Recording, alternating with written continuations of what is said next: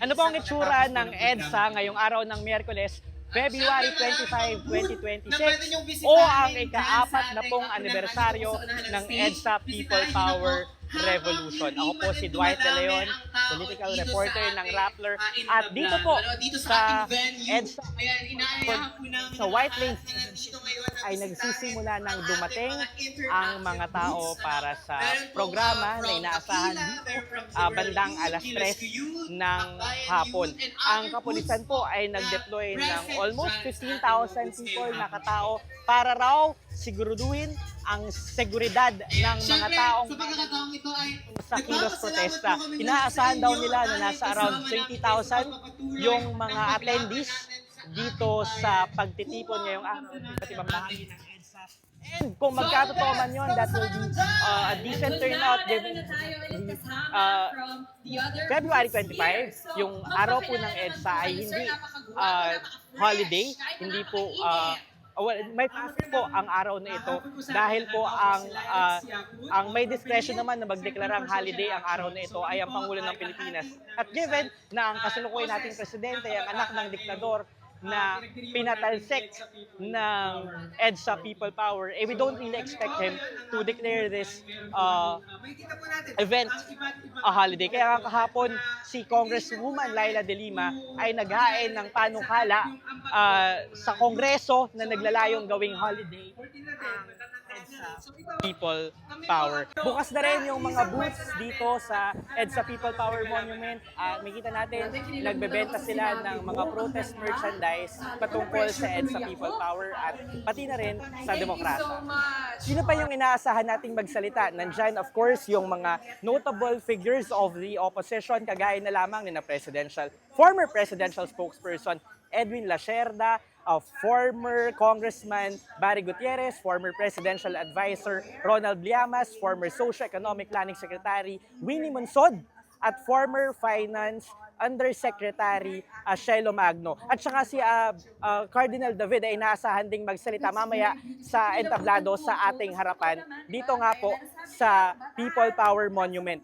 Ang event pong ito ay inorganisa ng Trillion Peso March Movement. Yan po yung grupo ng mga kaalyado nila associated with the Liberal Party, with Akbayan, with the Aquinos. Actually, yung organizer po, isa mga organizers nito ay si Kiko Aquino D, yung grandson ng democracy icons na sina Ninoy at Corazon Aquino. So yan po yung inaasahan natin. Although, it's important to note kung ano ba yung mga panawagan nila. May 3 pong panawagan ng Trillion Peso March Movement. Number 1 ay yun nga pong ikulong ang mga kurakot o panagutin ang mga kurakot. Pangalawa po ay magkaroon isabatas ang isang Independent Commission on Infrastructure. At pangatlo po ay isabatas o magkaroon ng batas laban sa political dynasty bilang tugon sa nakalagay sa 1987 Constitution na nagbabawal sa existence ng political dynasties. May 2 pong rally na nagaganap ngayon araw. Maliban po dito sa EDSA People Power Monument, siguro ilang kembot lang kung lalakarin, pwede naman siguro lakarin.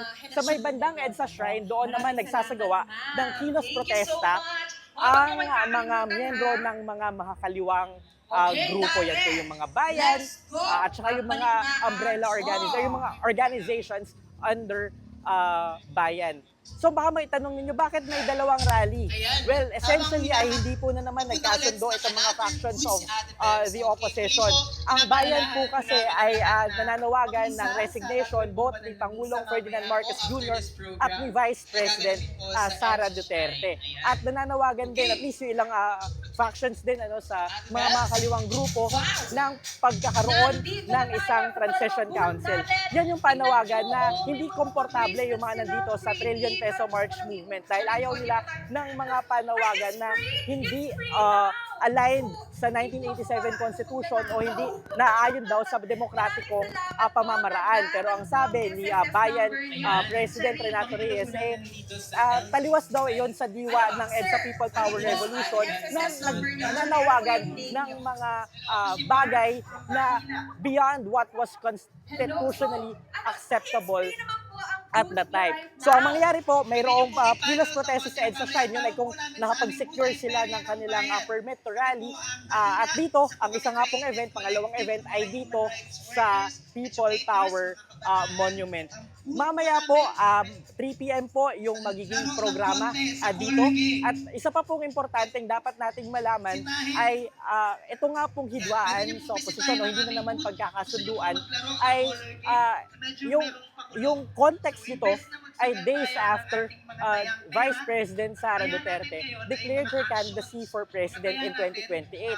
And it will be interesting to see kung ang opposition, which is fractured as ever, will be able to find unities given na ang possible na maging naratibo ng 2028 ay kung paano mapipigilan ang pagbabalik ng Duterte sa Malacanang. Similar kung paano naging ang naratibo ng 2022 elections ay kung paano pipigilan ang pagbabalik ng mga Marcoses sa Malacanang. And in that regard ay hindi po nagtagumpay yung efforts nga na pigilan ang mga Marcoses sa Malacanang. And of course, there are talks, may mga ugong-ugong kung magkakaroon ba ng potential alliance sa pagitan ng Marcos Jr. administration at ng oposisyon. And that is one of the discussions na kailangang i-navigate ng oposisyon heading to 2028. Again, nandito po tayo sa EDSA People Power Monument. Kakaunti pa lamang yung mga tao, pero nagsisimula na sila magdatingan, alas 3 pa po yung main program. Inaasahan natin na maaaring magkaroon ng traffic build-up mamaya sa EDSA. So sa mga motorista, plan your day. Lalo po, mayroon nga pong inaasahang traffic build-up. At sa mga pupunta po dito sa EDSA People Power Monument, mapapansin niyo po, sobrang pawisan po ako. Magdala po kayo ng payong, magdala po kayo ng extra t-shirt, at magdala rin po kayo ng inyong t-shirt, ng tubig, para hindi kayo ma-dehydrate. Yan po ang latest mula dito sa EDSA People Power Monument. Ako po si Dwight De Leon para sa Raptor.